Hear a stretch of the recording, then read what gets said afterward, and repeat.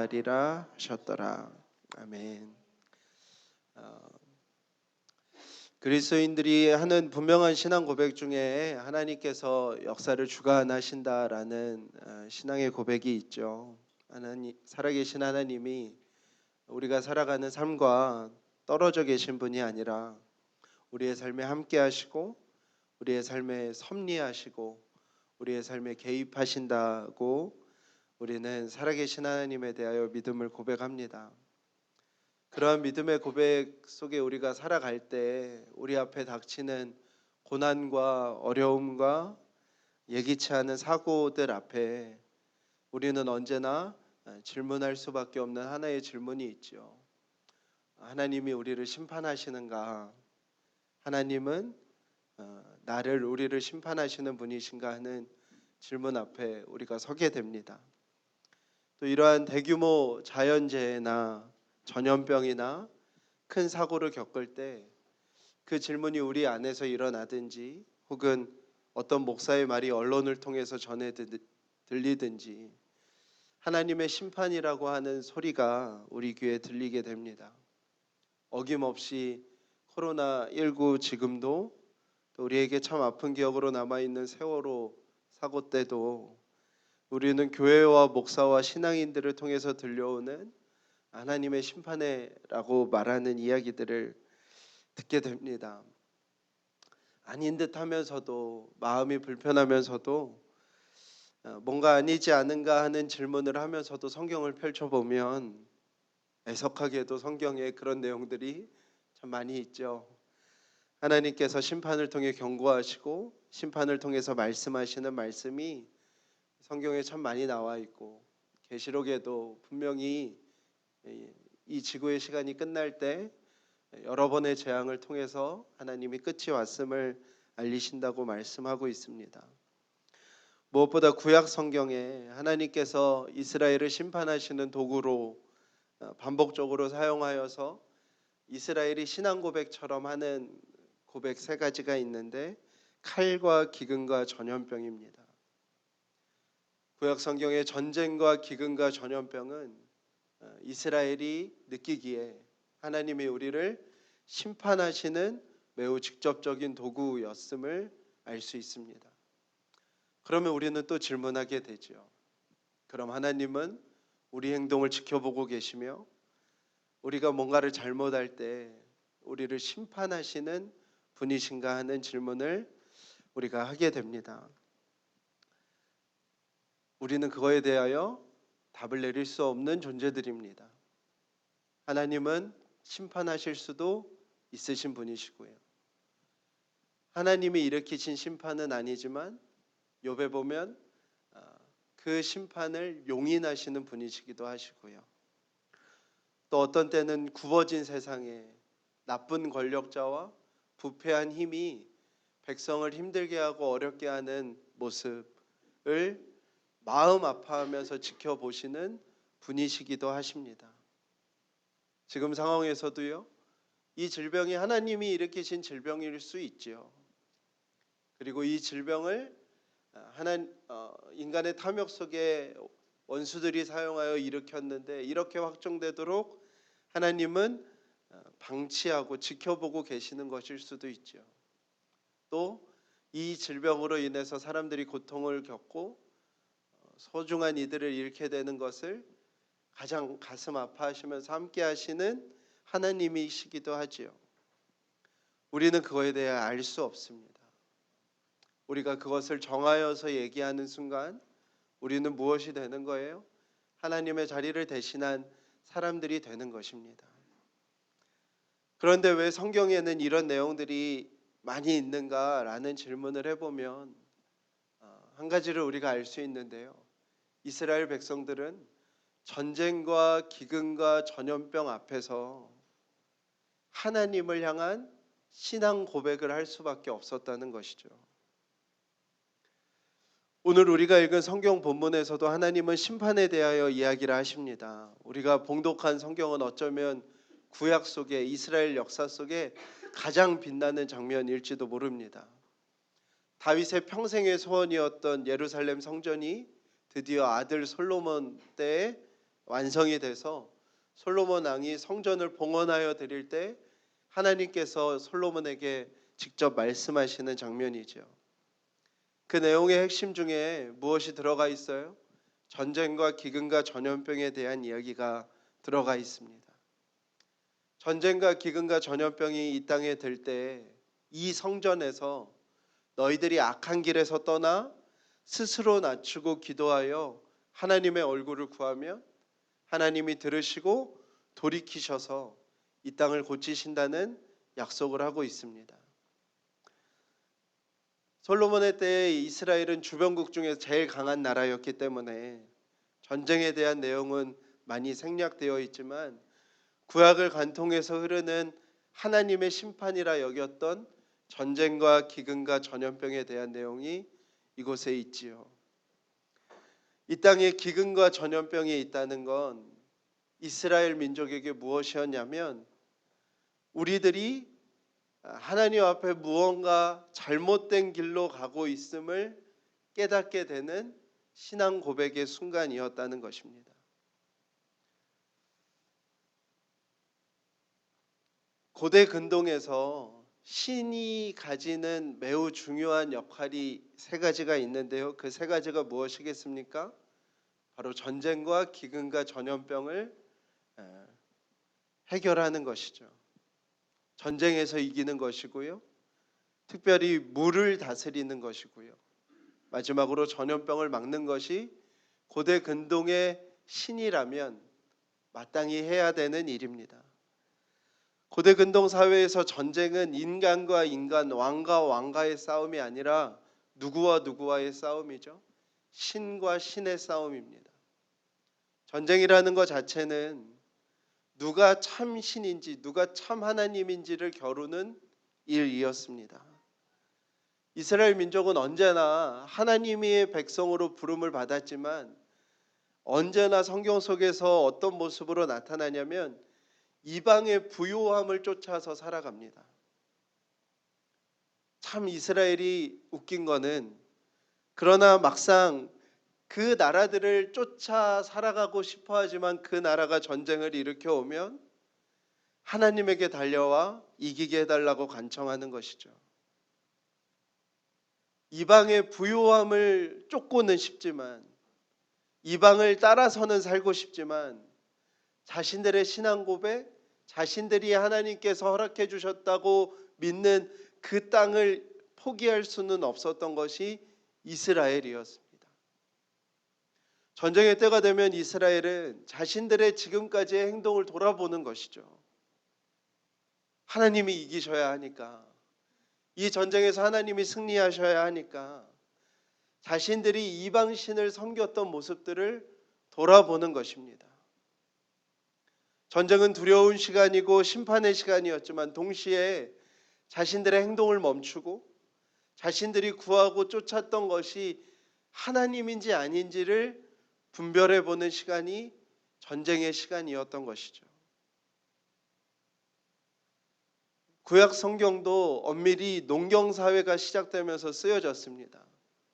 농경사회라는 것은 땅이라는 제한된 자원을 가지고 경작을 해야 되는 일이었습니다. 제한된 자원은 힘을 가진 사람이 더 많이 갖게 되어 있습니다. 그래서 농경사회가 시작되면서부터 권력의 문제가 등장하고 불평등의 문제가 농경사회와 함께 시작이 되었습니다. 그 속에서 시작된 수많은 종교들은 한결같이 하나를 가르칩니다. 권력을 가진 사람은 신이 점지해 준 사람이고 종으로서 노동을 하면서 살아가야 되는 인간은 그 일을 해야 되는 게 마땅한 것이다. 신들을 쉬게 하기 위하여 인간은 마땅히 일을 해야 한다는 것이 그 시대에 탄생되었던 모든 종교들에서 하는 이야기였습니다. 그러나 하나님은 하나님의 백성으로 불러낸 이스라엘 백성에게 놀라운 이야기를 해주는데 인간은 어떤 존재냐면 하나님의 안식에 참여를 받는 존재로 태어나는 것이죠. 존재하는 것이죠. 어떤 인간도 특별하지 않게 모든 인간이 하나님의 형상으로 지어졌음을 하나님은 이스라엘에게 말씀을 하시는 것입니다. 그 싸움인 것입니다. 농경사회에서 가장 신이 해야 되는 중요한 일 중에 하나는 물을 관리하는 것입니다. 고대 근동 사람들에게는 물이라는 것은 언제나 두려움의 대상이었고 물은 심판이자 구원이었습니다. 물로 심판을 받을 수도 있고 물로 건짐을 받을 수도 있었던 것이죠. 그리고 물은 생존에 가장 직결된 문제였습니다. 이집트 나일강처럼 범람이 되고 유량이 언제나 일정했던 곳에 사는 사람들은 덜했지만 그 땅에서 출애굽을 시켜서 가나안에 데려놓은 이스라엘 백성들에게 물은요 정말 중요한 일이었습니다. 가나안 땅은요 물이 충분하지 않고요, 땅이 건조하고요, 성경의 표현대로 보면 물을 잘 흡수하는 땅입니다. 그러니까 치수 자체가 잘 되지 않는 땅입니다. 그래서 가나안 땅에서 농사를 하려면 중요한 것이 무엇이냐면 이른 비와 늦은 비인 것이죠. 이른 비가 있어야만 씨앗을 땅에 심었을 때 싹을 낼 수 있고요, 늦은 비가 있어야만 추수 전에 곡식이 가라지가 아닌 알곡이 될 수 있는 것입니다. 갈멜산에서 바알과 하나님이 누가 비를 내리는 참 하나님인지를 겨루었던 싸움에서도 알 수 있듯이 비를 내리시는 하나님, 비를 내리셔서 기근을 멈추게 하시는 하나님에 대한 신앙 고백은 그들에게 매우 중요한 신앙 고백이었죠. 그래서 그들은 기근의 때, 그 땅에 비가 없을 때에는 당연히 그들은 그동안에 살았던 삶을 멈추고 하나님을 찾기 시작한 것입니다. 전쟁과 동일하게 이스라엘은 바알이 주는 풍요로움을 바랬지만 동시에 기근은 누가 멈출 수 있다고 믿었던 거예요? 하나님이 멈출 수 있다고 믿었던 것이죠. 그래서 기근의 때가 되면 그 기근을 멈추실 수 있는 분은 하나님이시고 이 기근 속에서 자신들의 모습들을 돌아보는 것입니다. 전염병은 불과 1700년대까지만 하더라도 인간이 느낄 수 있는 가장 극도의 공포였습니다. 그 공포를 이기지 못해서 전염병이 돌 때마다 일어났던 것이 마녀 사냥이었습니다. 이 질병을, 이 성읍에 가져온 이를 누구인지를 색출하고 사람들의 분노를 그곳에 쏟아내어서 무고한 사람들, 지금으로 따지면 가장 힘없는 자들을 죽였던 것이 인간사이죠. 지금도 눈에 보이지 않는 이 질병을 어디서부터 왔고 얼만큼 확장되고 어떻게 치료해야 되는 방법이 없는 이 질병을 지금 시대 사람들도 이렇게 두려워합니다. 그런데 무려 성경이 쓰여진 3000년, 4000년 전의 사람들은 이 전염병이 얼마나 두려운 일이었겠습니까? 눈에 보이지 않는데 갑자기 사람들이 목주위가 거먹게 되면서 죽어가요. 어떤 때는 사람들이 다 설사를 하다가 죽어가요. 어떤 때는 사람들이 다 고열에 시달리다가 막 헛소리를 하고 이상 증세를 보이다가 사람들이 다 죽습니다. 다 비슷한 모습이, 비슷하게 죽어가는 모습들이 한 성읍에 반복이 돼요. 눈에 보이는 거 하나 없이 어떻게 시작되어서 어떻게 퍼져가고 어떻게 끝나는지도 모르는 채 전염병이 돕니다. 엄청난 두려움이죠. 전쟁과 기근과는 비교할 수 없는 두려움입니다. 그때 이스라엘은 무엇 외에 할 수 없는 거예요? 하나님을 바라고 구하는 것 외에는 할 수 없는 것이죠. 전쟁, 기근, 전염병에는 한 가지 공통점이 있는데 인간의 힘으로 어찌할 수 없다는 겁니다. 지금도 그렇지요. 인간의 힘으로 제어할 수 없습니다. 어떤 인간의 방법으로도 해결할 수 없습니다. 이스라엘은 그때에서야 누구를 찾았다는 거예요? 하나님을 찾았다는 거예요. 그래서 이스라엘은 마치 하나님이 전쟁과 기근과 전염병으로만 말씀하시는 것 같은 신앙 고백을 했던 것이죠. 하나님은 수도 없이 말씀하셨을 거예요. 수도 없이 이야기하셨을 거예요. 그러나 그것이 이스라엘 백성의 귀에 들렸던 순간은 어떤 순간이었던 거예요? 전쟁과 기근과 전염병에 대해서야 비로소 이스라엘 백성들은 하나님을 바라보게 된 것이죠. 그래서 마치 하나님은 이 심판들로만 뭔가를 메시지를 주는 분처럼 우리가 생각할 수도 있는 것이죠. 17절 18절은 그런 면을 우리에게 더 보여줍니다. 솔로몬과 이스라엘 백성에게 명하시는데요, 하나님의 율례와 법규를 지키라고 합니다. 그러면서 이스라엘이 하나님의 율례와 법규를 떠나 이방신을 따르고 이방 나라의 법을 따를 때 하나님께서 성전을 무너뜨리시고 이스라엘을 하나님이 허락하신 그 땅에서 흩어 보내셔서 이스라엘 백성들이 그토록 따르고자 하는 이방 나라에 두게 하신다는 거예요.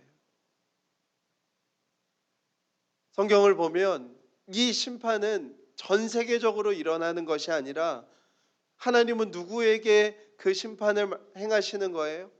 이스라엘에게만 행하시는 거예요.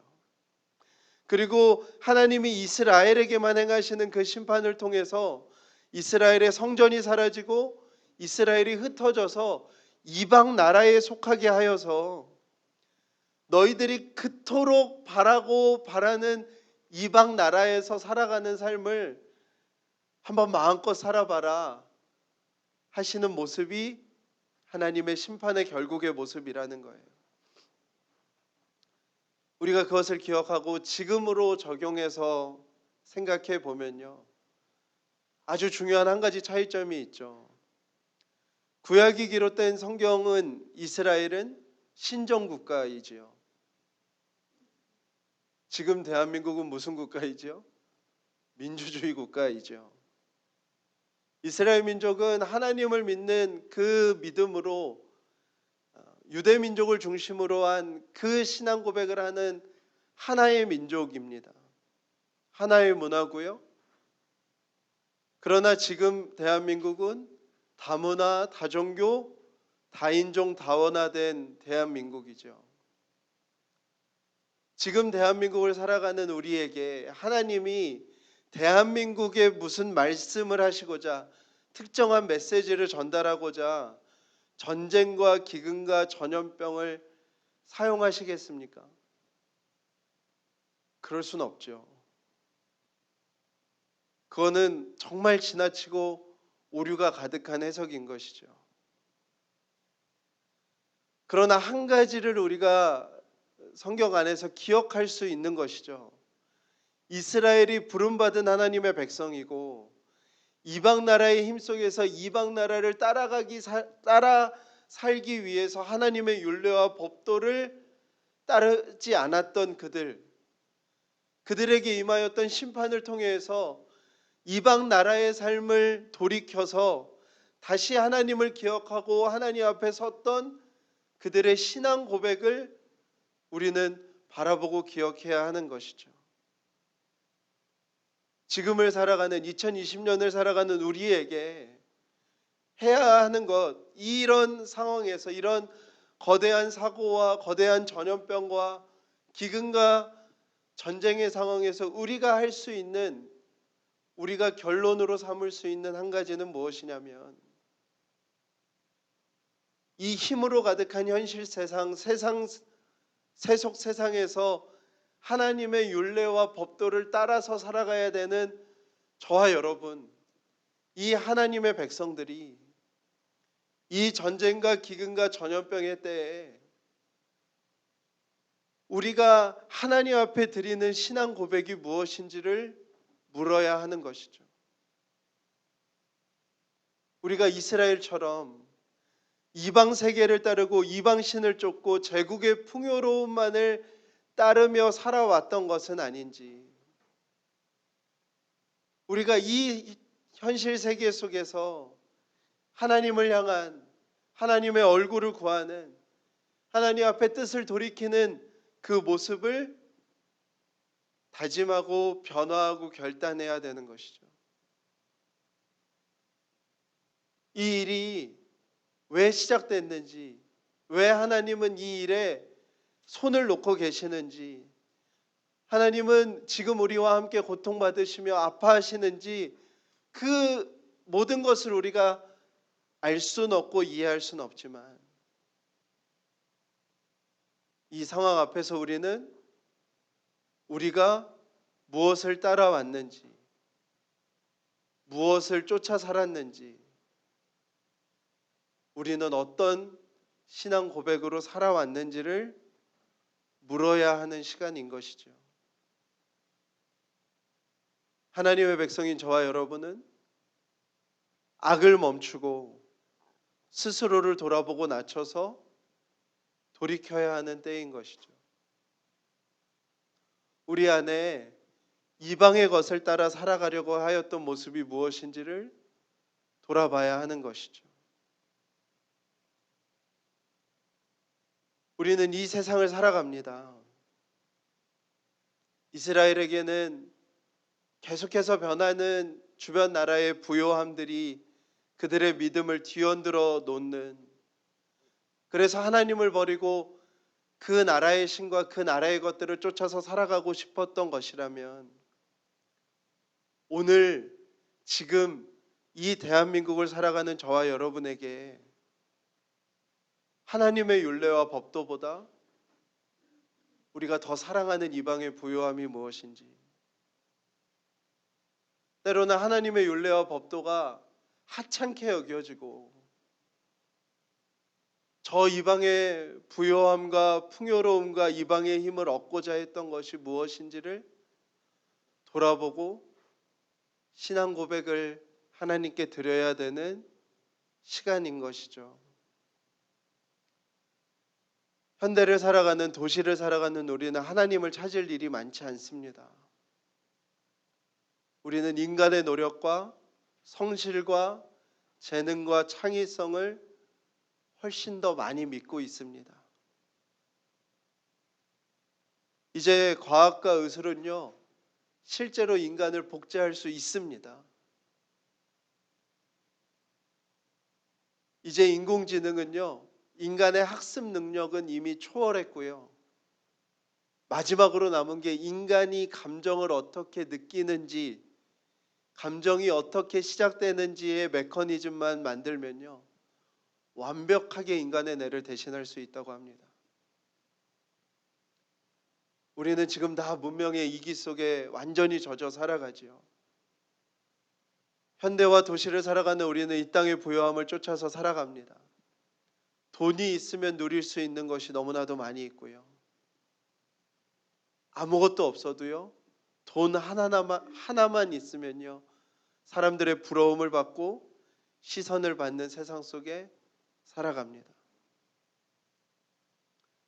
이 현실을 살아가는, 이 세상을 살아가는 성전된 하나님 나라 백성인 여러분, 우리는 이 전염병 앞에 우리가 쫓아 살아갔던 것이 무엇인지, 우리가 얻고자 했던 것이 무엇인지를 물어야 하는 것이죠.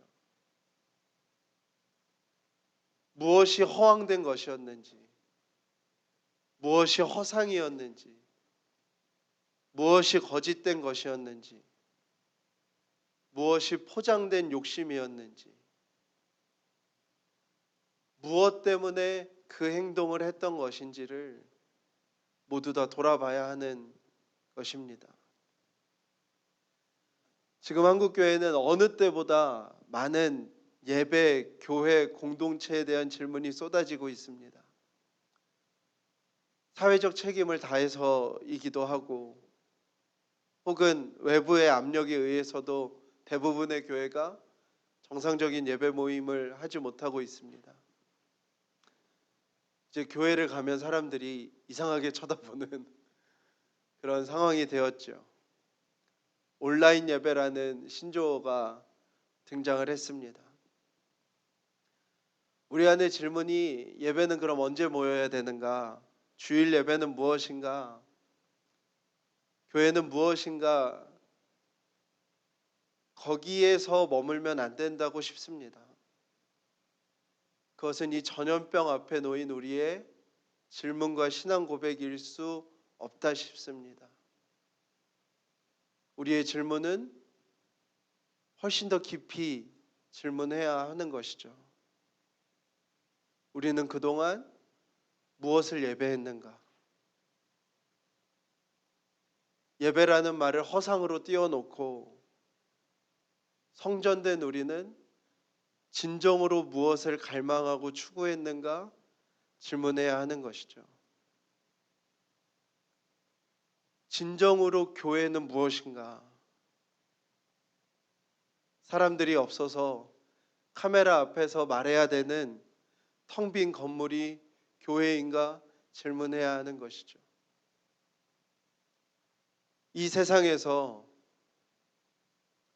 돈이 전쟁도 기근도 전염병도 없앨 수 있다고 인간의 지혜와 탁월함이 전쟁과 기근과 전염병도 없앨 수 있다고 틀림없이 믿는 이 시대 속에서 하나님을 믿는 자들의 모임은 진정으로 무엇이 달랐는가? 이 땅의 교회는 그동안 무엇을 따르고 있었기에, 무엇으로 모였기에 지금 이러한 비판 앞에 직면해야 하는가?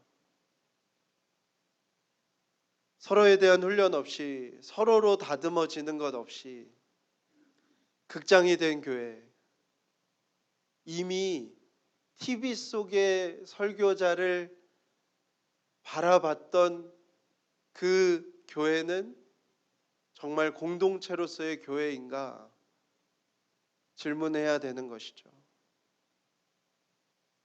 그동안 한국교회는 끊임없이 주일 성수, 교회 봉사, 11조를 그리스도인의 삶의 모든 것처럼 말해왔습니다. 지금도 논의는 거기에 머물러 있는 것 같아요. 주일 성수를 못하다니 거기에 있는 것 같습니다. 그런데 주일 성수는요, 엘리자베스 여왕이 1600년대에 영국의 성공회를 국교회로 세우면서부터 시작된 개념이고요. 청교도가 미국으로 건너오면서 강조한 것이죠. 1600년이 넘는 기독교 역사 동안 그리스도인들이 주일 성수를 하는 것으로 내가 그리스도인이라 말했던 적은 없습니다. 그리스도인들은 이방 세계에서 하나님의 나라의 율례와 법규를 따르는 자들이지 주일의 어느 자리에 자리를 지키고 있는 자들이 그리스도인들이 아닌 것이죠. 코로나19는 오늘 기도 시간에도 나눴듯이 어김없이 불평등이라는 단어를 떠올리게 하고 있습니다. 가난한 사람들, 서민들, 소외된 자들을 향하여 그 갈 길을 향하고 있지요. 처음 집단 감염이 일어나고 많은 사망자가 나왔던 대남 청도병원 정신병동이 사진으로 보도가 된 적이 있는데요. 도저히 사람이 있을 수 없는 그냥 바닥에 정신이 온전치 못하다는 이유로 하나님의 형상인 사람들을 깔아 놓았던 곳이었습니다. 전 세계에서 자영업자 비율이 가장 높은 이 한국 사회의 이상한 노동시장, 여전히 수많은 사람들이 계약직, 임시직, 아르바이트 등의 불안정한 고용 상태에 머물러야 하는 이 상황, 신기하게도 집단 감염은 임대 아파트, 서민 아파트, 빌라에서 일어나는 이 이상한 상황, 콜센터와 같이 최저시급으로 일해야 하고 해고가 용이한 집단 근무 시설들, 사회 안전망이 없어서 가난해서 실패해서 벗어날 방법이 없기에 더욱 흥황하는 이단 사이비,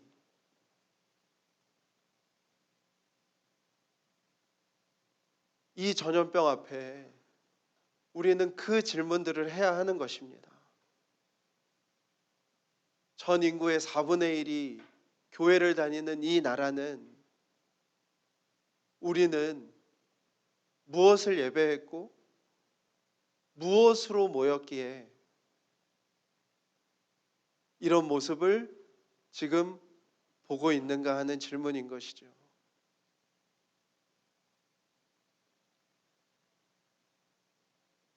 코로나19 사태 때 우리는 부르심이라는 단어가 얼마나 숭고하고 아름다운 것인지를 보게 되고 있습니다. 금요일 날도 이 말씀을 나누었는데요.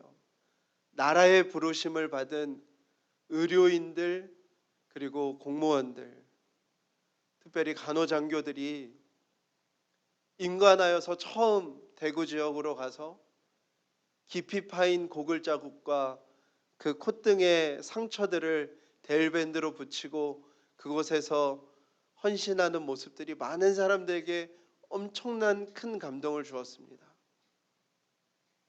최근에는 유재석 씨가 사회를 보는 한 프로그램에서 그 대구 지역으로 달려간 한 간호사와의 대화 속에 대화를 하는데 끊임없이 유재석 씨는 괜찮습니까를 물어보고 간호사는 저희는 괜찮습니다. 마땅한 일을 하는 것입니다. 괜찮습니다라는 것을 반복하는 그 담담한 말투.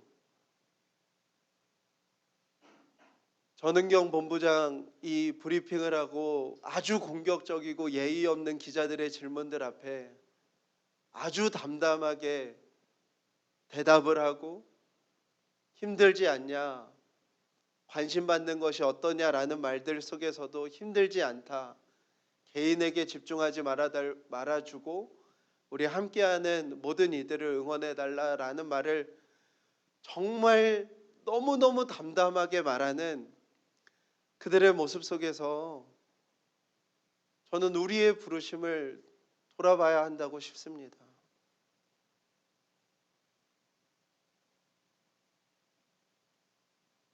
이 땅에 눈에 보이지 않는 이 바이러스가 퍼진 것으로 인하여 정말 나라가 무너지는 듯한 상황 가운데 부르심을 입은 자들이 담담하게 자리를 지키는 것처럼 코로나가 아니어도 이 세상은요 이미 탐욕과 거지와 착취와 음란과 돈자랑과 자기 사랑으로 완전히 무너져 가고 있습니다. 그 바이러스에 모두가 무너지는 때에 하나님 나라의 부르심을 받은 우리는요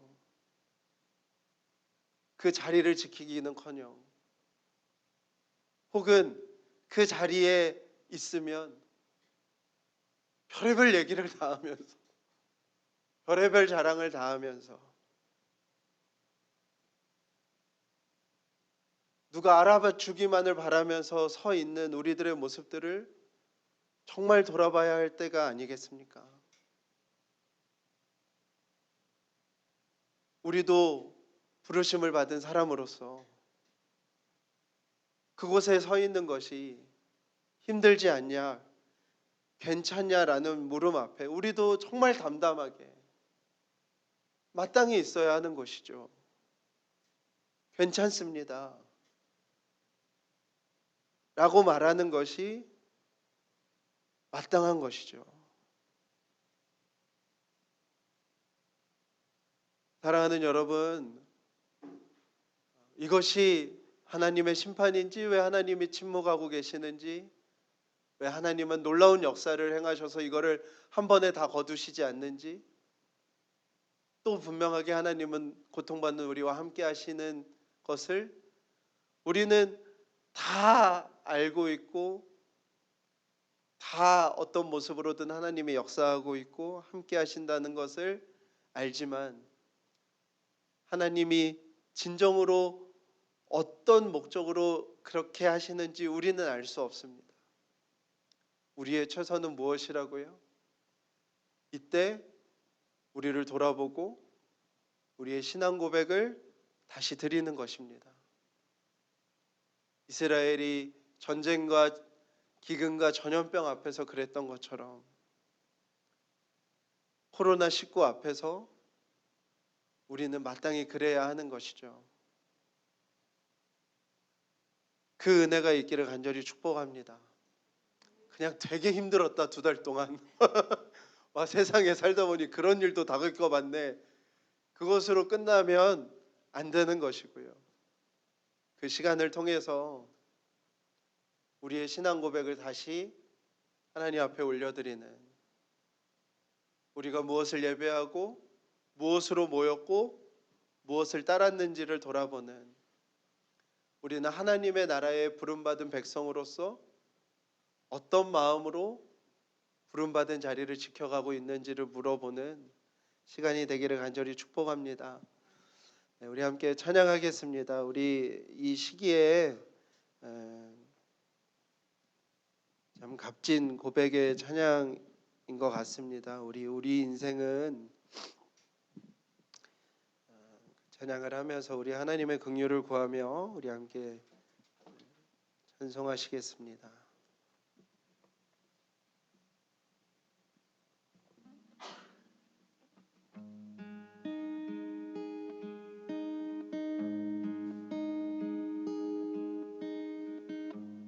우리 인생은 그날이 들의 풀과 같고 그 영화는 들에 핀 꽃과 같지만 다시 한번 고백합시다. 우리 인생은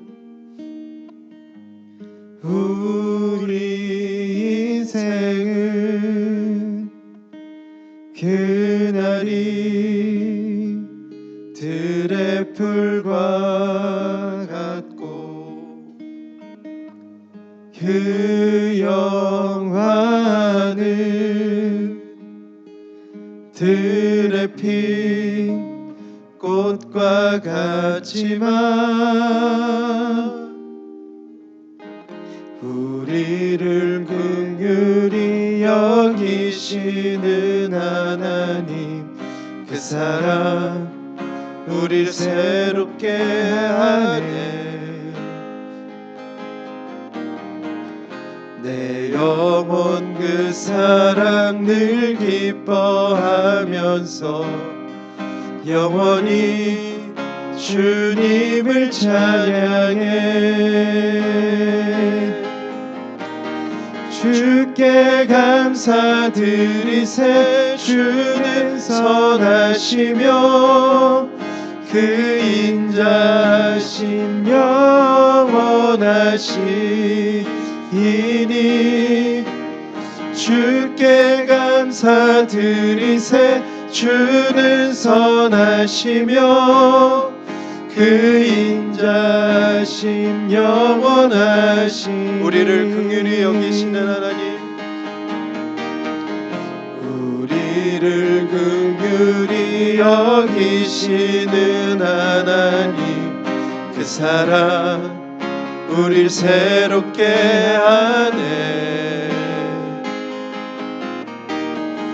내 영혼 그 사랑 늘 기뻐하면서 영원히 주님을 찬양해. 주께 감사드리세. 주는 선하시며 그 인자하심 영원하시니 주께 감사드리세. 주는 선하시며 그 인자심 영원하신 주께 감사드리세. 주께 감사드리세. 주는 선하시며 그 인자심 영원하시니 주께 감사드리세. 주는 선하시며 그 인자심 영원하시니. 우리가 이 시간에 고백할 때 하나님, 우리는 들의 풀과 같습니다. 피었다 지는 꽃과 같습니다. 하나님, 우리는 우리의 삶에 예기치 않은 사건과 사고 하나 앞에서도 어쩔 수 없는, 때로는 하나님을 원망하고 하나님을 향하여 분노하고 이 일을 허락하신 무능하신 하나님을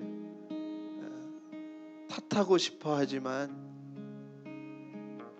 동시에 그 시간에 하나님의 위로를 구하고 또한 하나님 앞에서 우리의 마음과 우리의 모습을 되돌아볼 수밖에 없는 존재임을 주님 고백합니다.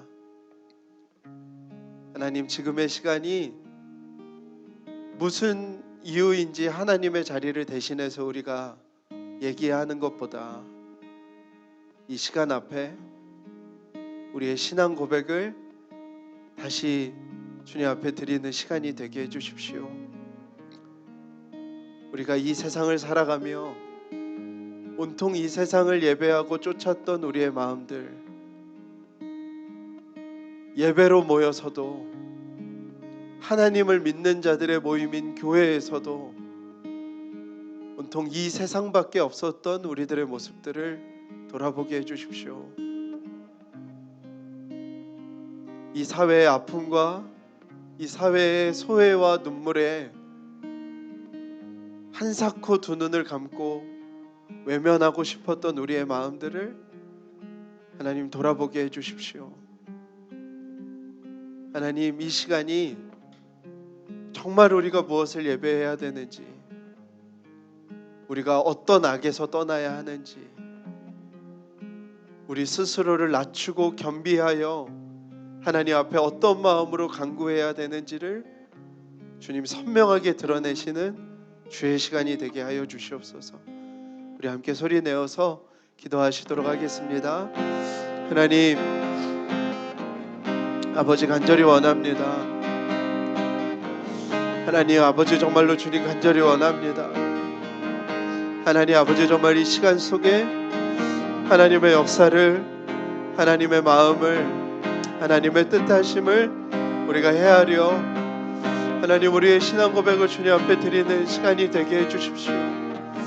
하나님, 우리는 무엇을 예배하였는지, 우리는 하나님 아닌 것으로 아버지 우리는 왜 모였었는지 하나님 아버지, 정말 우리가 정말 묻게 하여 주시기 원합니다. 하나님, 예배와 교회와 공동체는 무엇이었는지 하나님 우리가 하나님 앞에 정말 질문하기 원합니다. 하나님, 우리는 이 땅의 아픔과 소외와 하나님 이 땅의 아버지 정말 불공정함과 불공평함에 하나님 우리는 왜 눈을 감고 싶었는지 하나님 아버지 정말 우리에게 정말 질문하기 원합니다. 하나님 아버지, 정말 이 시간 앞에 하나님 우리의 모든 질문들이, 하나님 우리의 모든 고백들이, 우리 모든 신앙의 하나님 아버지 정말 고백들이 하나님 아버지 정말 변화되어질 수 있도록 주님 인도하여 주시기를 원합니다. 하나님 아버지 정말 변화되어질 수 있도록 하나님 아버지 정말로 주님을 하여 주시기 원합니다. 정말로 주님, 그 본질이 하나님 우리에게 허락하셨던 그 하나님의 마음이 우리 안에 회복되어지는 시간이 될 수 있도록 인도하여 주시기를 원합니다. 하나님, 이스라엘이 그리하였던 것처럼 하나님 그들이 비로소 하나님 아버지 정말 전쟁과 기근과 전염병의 때에 그때에서야 하나님 멈춰섰기에 하나님 그것이 마치 하나님의 심판이었던 것처럼 심판으로 고백할 수밖에 없었던 것처럼 하나님 우리의 마음이 그러하기 원합니다. 하나님 우리가 지금이라도 이제서라도 하나님 우리 안에 있었던 그 아버지 정말 거짓되고 허황되고 아버지 정말 허무하였던 것들을 하나님 아버지 정말 돌이키는 하나님 아버지 정말 주의 시간이 될 수 있도록 주의 시간이 될 수 있도록 아버지 일하여 주시기를 원합니다. 아버지 역사하여 주시기를 원합니다. 하나님 일하여 주시기를 원합니다. 오 아버지 일하여 주시옵소서. 우리 한 번 더 기도하기 원합니다. 우리가 그 부르심의 영광을 기억하며 우리가 한 번 더 기도했으면 좋겠습니다. 하나님 나라의 위기 앞에서 부르심 입은 자들이 그들의 자리를 지키며 담담하게 한마디 한마디 내뱉는 것이 하나님 이렇게 많은 이들의 마음을 울리고 뜨겁게 합니다. 하나님 온 열방이 바이러스가 아니라 쾌락과 돈을 자랑함과 자기를 사랑함과 분노와 혐오로 무너져가고 있는데 하나님 우리 하나님의 백성으로 부름받은 우리가 어떤 마음으로 어떤 모습으로 서 있었는지 돌아보게 해주십시오.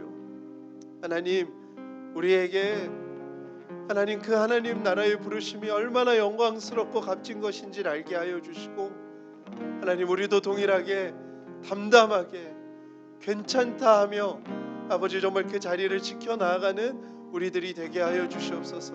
우리를 부르신 그 하나님의 모든 부르심의 자리에 우리가 그렇게 설 수 있도록 주님 역사하여 주시옵소서. 한 번 더 기도하겠습니다. 하나님 아버지 역사해 주시기 원합니다. 하나님 아버지 그 부르심의 영광 앞에 우리가 서게 해주십시오. 하나님 무엇보다 내 자신이 정말 그 부르심의 영광 앞에 서게 해주십시오. 그 부르심의 영광 앞에 하나님 설 수 있게 해주십시오. 하나님 아버지 괜찮다 하며 걱정 말라 하며 하나님 아버지 정말로 주님 그 자리를 지키고 하나님 아버지 정말 그 부르심의 자리 가운데 나아가는 아버지 정말 내 삶이 하나님 내가 될 수 있도록 인도해 주십시오. 하나님 온갖 장황한 말로 아버지 정말 이야기하는 하나님 그 모습들이 없어지게 해주십시오. 하나님 우리 모든 성도들을 하나님 축복합니다. 하나님 아버지 역사해 주십시오. 그들을 불러내신 그들의 모든 삶의 자리에 그 부르심에 하나님 아버지 정말 기꺼이 서게 해주십시오. 어떤 모습으로 불렀던지 하나님 아버지 정말로 주님 아버지 정말 기업으로서 아버지 정말 회사원으로서 한 가족으로서 아버지 정말 부모로서 자녀로서 또한 이 땅의 시민으로서 하나님 아버지 정말 불러내신 그 모든 자리에 하나님 나라의 백성의 부르심을 가지고 하나님 아버지 정말 담담하게 세워지는 하나님 아버지 정말 여기에 모인 모든 자들 예배와 함께하는 모든 자들이 될 수 있도록 하나님 아버지 일하여 주시고 역사하여 주시기를 원합니다. 하나님 아버지 일하여 주시옵소서.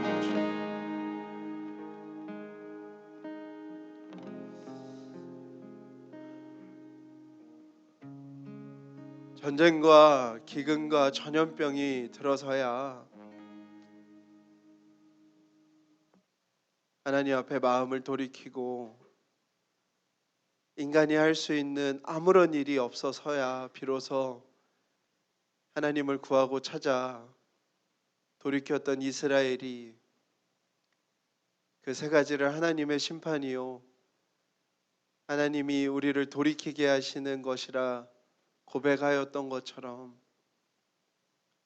주님 코로나19를 지나는 지금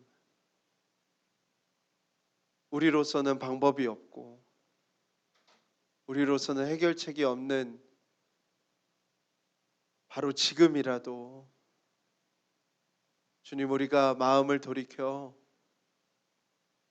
하나님을 구하고 하나님을 예배하고 하나님의 이름으로 모이고 하나님 이방의 나라의 것들을 흉내내고 따라가고 따라하려고 하였던 것들에서 돌이켜서 하나님의 나라의 그 율례와 법규를 세워가는 여기에 모인 모든 사람들 이 예배를 함께하는 모든 사람들이 되게 하여 주시옵소서. 하나님, 그것이면 이 시간이 우리에게 있는 아픔이, 우리에게 있는 예기치 않은 고통이 하나님 금보다 귀한 것이, 어떤 것보다 보배로운 것이 될 줄 믿습니다.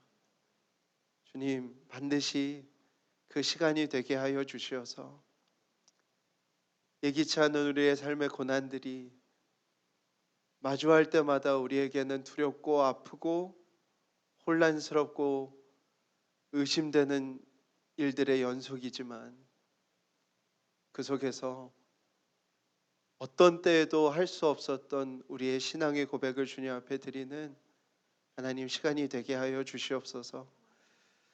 하나님, 부르심을 입은 자들로서 하나님 우리의 모습들을 돌이키게 하여 주시고, 하나님 우리의 자리를 지키며 괜찮다 담담하게 말하며, 걱정하지 말라 담담하게 말하며 하나님의 나라를 세워나가는 우리 모든 교우들이 될 수 있도록 주님 축복하여 주시옵소서.